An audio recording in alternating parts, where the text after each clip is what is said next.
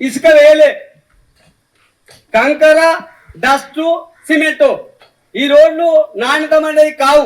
నేను ఏఈ గారికి ఫోన్ చేసిన, అయ్యా మా గ్రామంలో సీసీ రోడ్డు శాంక్షన్ అయినట్టున్నాయి, మరి ఎట్లా మీ పద్ధతి ఏమది, మీ రూల్స్ ఏంటి, ఒకసారి వచ్చి ఊళ్ళో చూసిరా అంటే 10 సార్లు వచ్చినా అన్నాడు. 10 సార్లు వచ్చి మరి ఏం చేసినావు నువ్వు అంటే, నేను వచ్చినా అన్నాను. ఎవరిని? కారోబార్ని బెదిరించండి. కారోబార్ని బెదిరించేదాము నీకెందుక? పని ఆపి చేసి నువ్వు అది తీసుకొచ్చినాక పని చేయండి అనాలి కానీ నువ్వు కారోబార్ని ఎందుకు బెదిరిస్తావు అని అడిగినా నేను.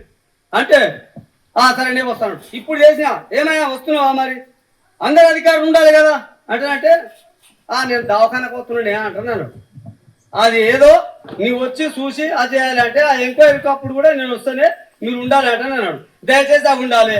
తర్వాత గ్రామ పంచాయతీల బడ్జెట్ ఎన్నిసార్లు రిలీజ్ అయింది, ఎంత వచ్చింది, ఎంత ఉన్నది, ఎంత ఖర్చు అయింది మాకు వెంటనే చెప్పాలి.